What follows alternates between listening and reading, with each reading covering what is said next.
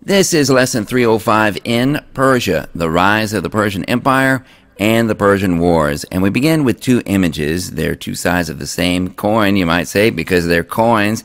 Looks like they're silver coins. And this has a lot to do with Persia because Persia used coins in order to facilitate a much larger empire. With coins, everybody knows how much the amount of metal in the coin is worth. Everybody can agree on that.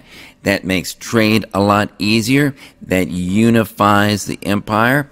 That also increases the amount of trade you can do.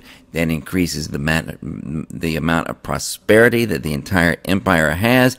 And with more prosperity, more people can devote themselves to advancements in such things as mathematics and science and the arts and literature. So these two coins are very, very important to not only Persia, but all of the classical empires. And we begin with Cyrus the Great. Cyrus the Great founded the biggest empire the world had ever seen up to this point.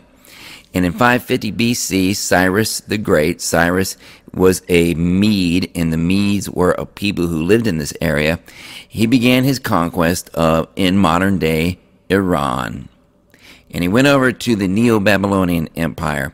Now, it's called the Neo-Babylonian Empire because you remember the Babylonian Empire way back when, in the River Valley civilizations, when Hammurabi had created an empire, established a capital in the city of Babylon, wrote his Hammurabi's Code. Well, that was a long, long time ago. That was back in the days of the River Valley civilizations. Now, this is much later. And the empire that exists now is what we call the Neo-Babylonian Empire. So it's not really the same empire that Hammurabi had. Well, this empire had fallen onto hard times, and it was in such a bad condition that it finally just collapsed almost all by itself.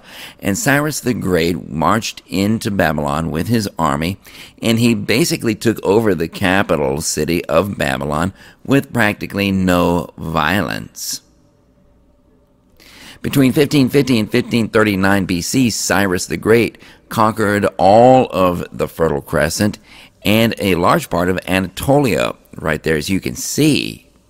We're going to be coming back to this map numerous times. Well, Cyrus the Great was an excellent military leader. That's one of the reasons he was so successful at creating this empire. But another thing was that he was a very tolerant ruler. Cyrus allowed other cultures to keep their own beliefs and their own cultures within his empire. He didn't try to tell them to convert to his beliefs. As long as they paid their taxes and did what they were told, they were free to live as they wanted to. And this made him very successful. For example, Cyrus the Great allowed the Jews to return to Jerusalem. Now, there's a backstory to this. The Neo-Babylonians had conquered the Jews about 70 years previously in about 586. They had numerous encounters with the Jews during this time and numerous conflicts, and that actually kind of led to 586 when they finally got tired of negotiating with the Jews. And what they did was, you could see, here's Babylon, the city right here. It's between the Tigris and the Euphrates. And if you go around the Fertile Crescent and down the east side of the Mediterranean Sea, you can see Jerusalem, just to the south of these Phoenician cities of Sidon and Tyre, and just a bit to the northeast of Egypt. And they conquered that city, and what they did was they destroyed Jerusalem, they destroyed its temple, they destroyed its wall, and then they forced thousands and thousands of Jews to move and live hundreds of miles away from home back in Babylon. And this became known as the Babylonian captivity. When the Neo-Babylonian Empire collapsed and the Persians, led by Cyrus, took over, they let the Jews return to Israel. In fact, Cyrus the Great even financed the rebuilding of several things in Jerusalem, including their temple and including their wall. And in gratitude, the Jews in their scripture actually call Cyrus the Great one of God's anointed ones. The Old Testament is a great admirer of Cyrus the Great because of what he did for the Jews. Cyrus had a son who took over, and his name was Cambyses II. Cambyses II wanted to continue these Persian conquests, and he was actually quite successful. He conquered both Egypt and the island of Cyprus in the Mediterranean. Historians debate about Cambyses II as to whether his treatment of Egyptian culture was good or bad. Some argue that he tried to destroy the Egyptian culture. Others claim that he did not. And there's evidence to go either way. But at any rate, Cambyses II died in 522 BC. He had no children. He died of gangrene, which is a rotting flesh disease, actually, and that came from a leg wound that he had suffered, and he died after only 8 years of rule. Well, his younger brother actually held the throne for a short time, but he was knocked off the throne by Darius the Great, who established a coup against him. Darius the Great is a grand figure in Persian history. He established a well-organized administration. He also expanded the Persian Empire to include all of Anatolia and beyond, and many of the lands surrounding the Black Sea to the north. Darius's accomplishments: in order to have an efficient and effective government, to govern this massive empire, you have got to standardize a few things.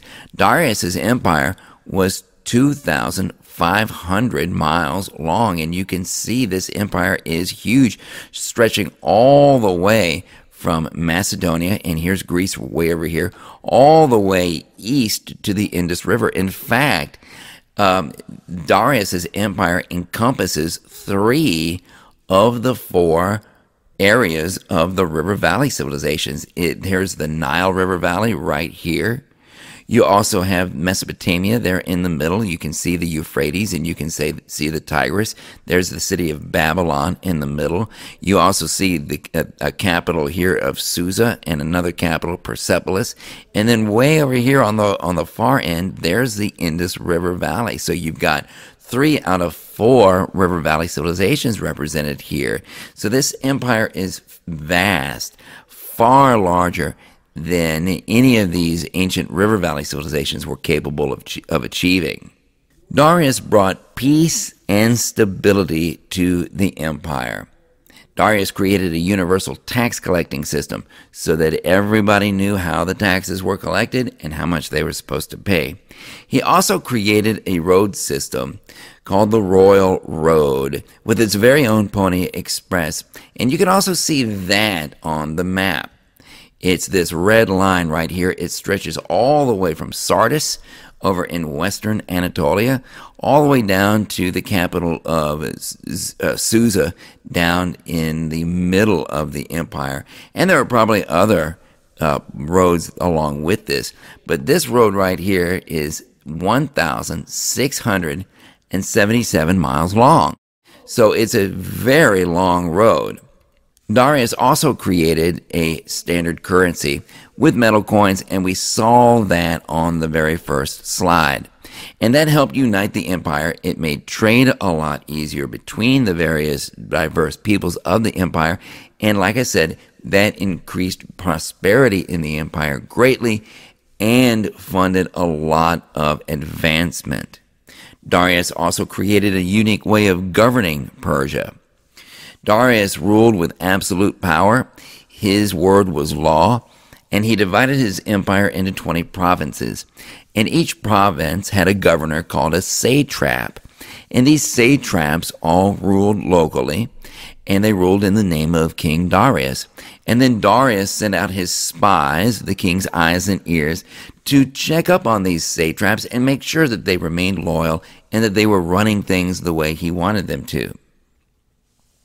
So like I said, this royal road, and here's another picture of it going from Sardis way over in the west down to Susa in the lower middle. It was 1,677 miles long. It had 111 relay stations along the length of it. And so a message rider could stop at that relay station, each one, and switch horses and get fresh horses. And that meant he could keep going down that road at top speed the entire way. So royal messengers could travel from one end of this road to the other in about a week. And this greatly increased the speed with which information could travel throughout the empire, including royal commands. The Persian religion. The religion that's most closely associated with the Persian Empire is the Zoroastrian religion. Its founder was a prophet named Zoroaster. Nobody is exactly sure when he lived. And Zoroastrianism's main scripture is the Avesta. And Zoroaster himself has a contribution to the Avesta called the Gathas, which is poetry. And Zoroaster taught that there was one God. This one God was named Ahura Mazda, which means Lord Wisdom. So you do have an element of monotheism there. And we learned that monotheism, we credit the Israelites with giving us monotheism, but you do see kind of a form of it here. But the main feature, the thing that Zoroastrianism is most known for, is this concept called dualism. Under Zoroastrianism, all good comes from a spiritual emanation of the god Ahura Mazda named Spenta Mainyu and all of his assisting entities. And the names of these entities that assisted Spenta Mainyu, the good spiritual emanation, were names like a good mind, truth, that's a huge one, power, devotion, health, and life. But Spenta Mainyu has an evil twin that also emanates from Ahura Mazda. And all bad comes from this evil twin named Angra Mainyu. What's important is that Angra Mainyu is evil by choice. He chooses to ally himself with the lie and oppose truth. Zoroastrianism teaches that humans likewise and in the same way have this same choice. We can be followers of truth or we can be followers of the lie. It is a person's own individual choices that control his or her fate. To be a follower of the truth or to be a follower of the lie. Your choices will send you either to paradise or the underworld in the afterlife. And there's a Zoroastrian saying, good thoughts, good deeds, good works. Good deeds and good works come from good thoughts. Bad thoughts can only produce bad deeds and bad words. And so now we've got Greece, and we've got this body of water called the Aegean Sea, and it's part of the Mediterranean. It's kind of a northern extension of the Mediterranean. On the west side, on the left side here of the Aegean Sea, you have got Greece. And in this yellow area right here, you have the city of Athens. And down in this red part, in this peninsula called the Peloponnese, you also have Sparta. You can see it right there. It's spelled differently with an E on the end because this map is in French. And then on the east side, on this right side of the Aegean, you have an area called Ionia. And Ionia is basically the coastline and some of these islands that are on the western end of Anatolia. See, if I compared this map right here, to the big map, then I'll show you where this is. It's right here. If you can see my cursor, it's right here. There's your Aegean Sea right there, with Greece on the left and Anatolia on the right. You can see that. And this brings us to the Persian Wars. The Greeks revolted against Persian rule in Anatolia. You see on this area called Ionia, on the western end of Anatolia, which was being run by the Persians, lived many, many, many Greeks. And they decided that they didn't like Persian rule. They revolted, and the city of Athens helped them out. Well, this was called the Ionian Revolt. Darius squashed this revolt in Anatolia and vowed to punish Athens for helping these Ionian Greeks revolt. And thus began the First Persian War. Well, the first thing that Darius did was he took control of these islands in the Aegean Sea, especially these ones in the south, known as the Cyclades. And what he was doing was, as he was taking control of these islands, was he was basically island hopping his way towards Athens in order to punish Athens. The Persians landed near Athens, near a town called Marathon. And it was a huge, vast invasion. And the Athenian soldiers were almost alone and greatly outnumbered against this gigantic invasion force. The Spartans wanted to help, and they were on their way, but they couldn't start leaving to help the Athenians until they were finished with their religious moon festival first. They really wanted to help, they really wanted to be there, but they had to get this moon festival out of the way first.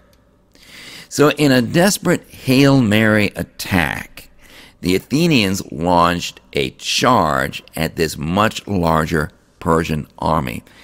By a miracle, the attack actually worked.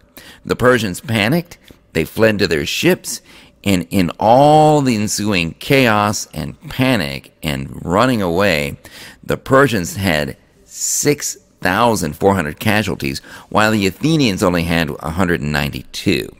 So it was a slaughter. And it was such a setback for Persia that Persia had to wait another 10 years before making an attempt to attack Greece again. Darius died before ever being able to conquer Greece. Well, his successor, King Xerxes, led the Second Persian War, and he did it personally. And this time, instead of, and I'll show you this map right here, instead of going across the Aegean, he had a land-based army that went across over the Aegean Sea, down into Greece along the coastline, being assisted by a fleet of supply ships as they went. And the first big battle they had was the Battle of Thermopylae. The Battle of Thermopylae is the battle in which the story of the 300 Spartans takes place. You know, the 300? The Spartans fought at the Battle of Thermopylae. They actually had about 7,000 Greeks total. And Thermopylae, as you can see by this picture, was a narrow pass into southern Greece along the seashore. 300 Spartans held off an invading Persian army of anywhere between 100 to 150,000 soldiers for several days. Some estimates that were early back then put that army up to 1 million. Later historians have decided that 1 million sounds like a bit much. So when the Persians finally figured out how to get around the Spartans and attack them from behind, King Leonidas of Sparta and his 300 Spartans fought to the last man, and all died. And this leads us to the Battle of Salamis. The Persians took this invasion to the seas. Now the Greeks were excellent sea fighters, and the Greeks managed to lure the entire Persian fleet into a narrow water channel around the little island of Salamis off the Greek coast. And so the Persians, their fleet was bottled up in this channel, and they started to foul up on each other, run into each other, get entangled in each other's oars, and they couldn't take advantage of their superior numbers of ships fighting in this tight space. Both the Greeks and the Persians had fast, powerful warships called triremes. And these triremes had 3 rows of oars and a big, huge, sharp ram in the front. And those 3 rows of oars gave it their name, triremes. And these triremes could sink or disable enemy ships by ramming them. So below is actually a link to the movie Ben-Hur, the 2016 version, and it shows what an ancient sea battle involving triremes like this was like for the rowers. Wasn't pretty. Now, Ben-Hur doesn't take place in ancient Greece. It takes place in ancient Rome, but you can still get the idea. King Xerxes had actually set his throne up on a mountain so that he could watch his fleet destroy the Greek fleet, and he was fully expecting to win this battle. Instead, he got to watch his own fleet get defeated by the Greeks. I'm sure it was very frustrating. The Greeks sank about a third of Xerxes' war fleet. Persians lost somewhere between 200 and 300 ships, and the Greeks only lost about 40 ships. And I like this picture because what you see here is the Greeks, the victorious Greeks, looking out at the carnage and the destruction that they had caused. And you see survivors clinging on to bits of debris in the foreground. And over there on the left, you see wrecked ships that they had destroyed. And so with this defeat, Xerxes really had no choice but to return home, back up around the top of the Aegean Sea with what was left of his invasion force. And this brings us to the Battle of Plataea. This was the last significant battle of the Second Persian War.